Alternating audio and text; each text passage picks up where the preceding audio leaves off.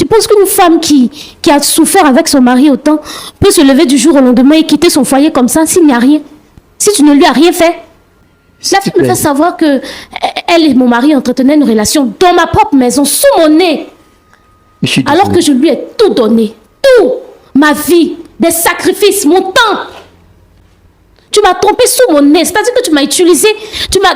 En fait, tu m'as prise comme quelqu'un qui n'a même pas de cerveau, en fait. Je ne peux pas penser à quelque chose. Oh, je suis là. Je ne peux même pas penser à quelque chose. Regarde ce que tu m'as fait. Non seulement, mais tu pouvais me tromper dehors. Mais tu l'as ramené sous notre toit. Au vu de tout cela, avec l'angoisse que j'avais, la tristesse que j'avais, et le patron aussi qui n'arrêtait pas de m'harceler, j'ai voulu me venger. Non seulement ça, mais j'ai voulu changer les idées. Il est venu un jour à la maison, après tout ce qu'on avait vécu, hein, parce que je ne voulais pas dire, mais on s'est connus très jeunes, quand on était étudiants. Et on a vécu notre vie vraiment dans toute la simplicité possible, quoi. Il n'y avait pas de problème entre nous, rien. On s'est même mariés et Dieu m'a fait la grâce de travailler avant lui. Et malgré tout ça, je n'ai pas détourné le regard. J'ai vécu ma vie de femme au foyer, soumise comme on me l'avait appris à la maison et à l'église. J'étais même prête à payer le loyer, la nourriture. Je m'occupais de moi et de lui. Et souvent de nos deux familles, pour qu'on puisse garder la tête haute, de sorte à ce qu'on ne puisse pas subir de moqueries et tout. Mais un jour, je l'ai fait asseoir dans la chambre et je lui ai remis une certaine somme d'argent, 3 millions de francs CFA. Parce que je voyais la souffrance de mon mari. Et au travail, je venais de recevoir ma prime. Et j'avais quelques économies de côté que j'ai complétées à ma prime. Et cela faisait 3 millions. Et je lui ai remis les 3 millions. Et je lui ai dit que comme il se débrouille pas mal et qu'il fait les petits boulots ça et là, il avait des projets dont il m'avait parlé. Donc je lui ai dit de prendre cet argent et de réaliser ses projets avec.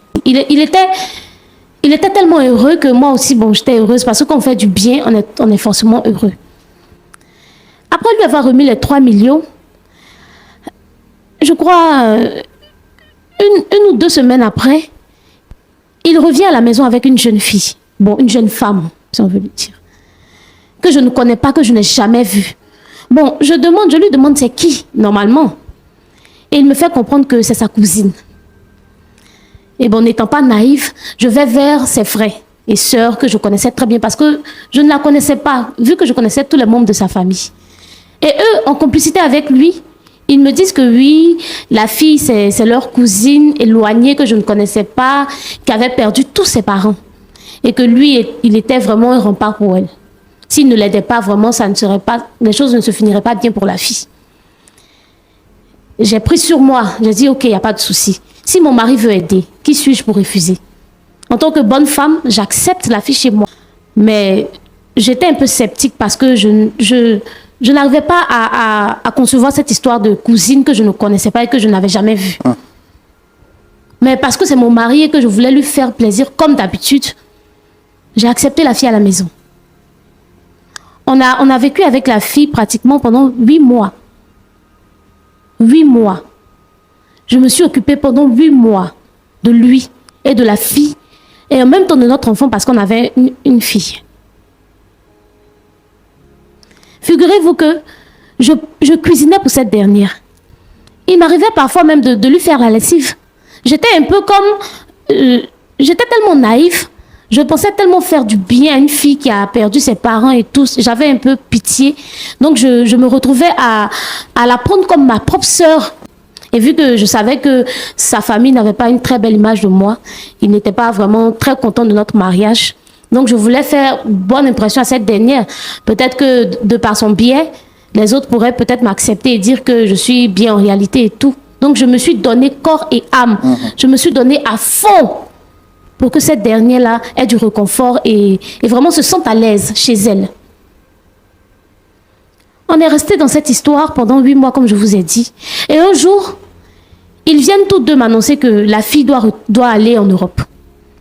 Comme quoi, ils ont fait des papiers pour la fille et la fille vraiment a eu des opportunités, elle doit partir. Moi, je suis contente. Je me dis que bon, c'est-à-dire que dans ma maison, il y a la grâce.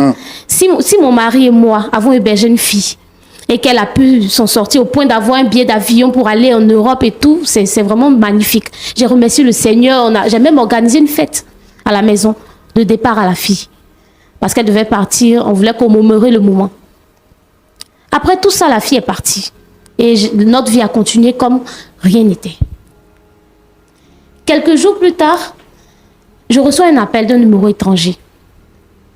Bien évidemment, je décroche. Et au téléphone, je reconnais la voix de la fille. Et je suis contente, je me dis, ah, mais c'est comment tu es arrivé là-bas, tout va bien, comment tu vas, comment les choses vont là-bas et tout.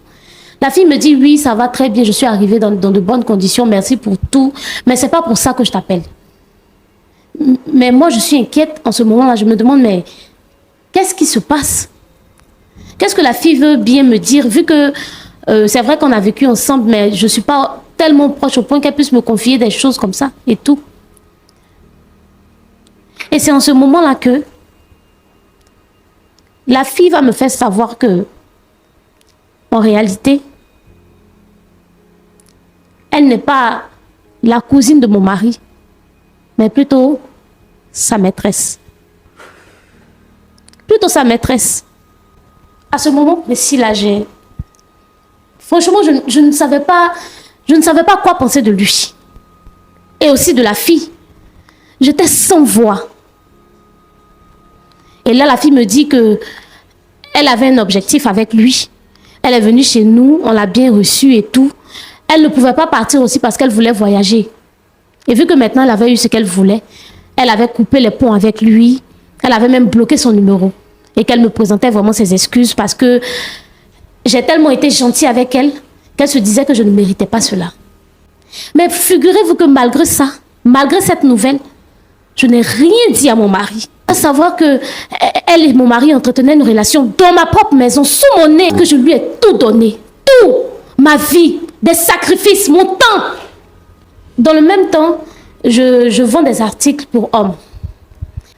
Et donc, je disais que comme je vends des articles pour hommes, son patron prenait des articles avec moi. Et comme ça, on a commencé à entretenir une relation cliente et vendeur et tout. Et à la suite de cela, son patron a commencé à me faire des avances. Des avances que je refusais, bien entendu.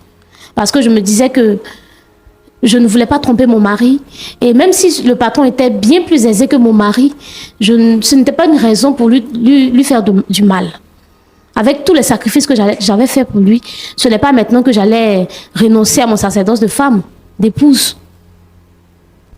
Mais quand je me rends compte que moi, je fais des sacrifices, alors que monsieur n'en a rien à foutre, moi, je me tue, alors que monsieur s'en fout. Je me plie en 4 pour qu'on ait une vie de couple stable. Je me suis battue, je vous dis.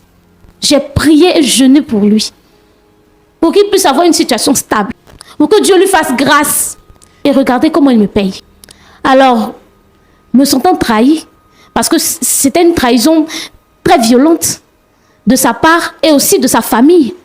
Parce que quand je les ai appelés, ils m'ont dit qu'ils connaissaient bien la fille. Et que c'était effectivement sa cousine, alors qu'il n'en était rien. Mais je disais même que c'est Dieu qui a eu pitié de moi. Parce que imaginons que la fille ne m'avait rien dit. Et apparemment, il projetait d'aller rejoindre la fille en Europe. Il projetait de m'abandonner ici avec l'enfant et aller vivre une autre vie en Europe. Malgré toutes les promesses qu'il me faisait.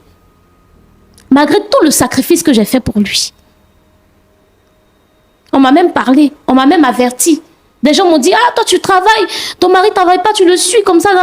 J'ai dit non, ça fait rien, c'est pas grave. Un jour Dieu va lui faire grâce. On a vu des témoignages ici, des gens ont vécu comme ça, puis aujourd'hui ça va. Et regardez ce que j'ai récolté. Au vu de tout cela, avec l'angoisse que j'avais, la tristesse que j'avais, et le patron aussi qui n'arrêtait pas de m'harceler, j'ai voulu me venger. Non seulement ça, mais j'ai voulu changer les idées. J'ai voulu découvrir d'autres choses. Ne plus penser à lui, ne plus penser à la situation. Et Son patron était au début comme une béquille sur laquelle je m'appuyais pour surmonter cette histoire. Mais après l'avoir fréquenté et tout, j'ai vu que c'était un homme bien. Et je suis tombée amoureuse de lui. Et là où je suis, je ne compte même pas retourner à la maison. La Bible demande de pardonner. J'en suis très bien consciente. Mais au stade où j'en suis, ce n'est plus une question de pardon. J'ai peur pour ma propre vie. J'ai peur pour mon cœur. Parce que je ne sais pas ce qu'il me réserve encore.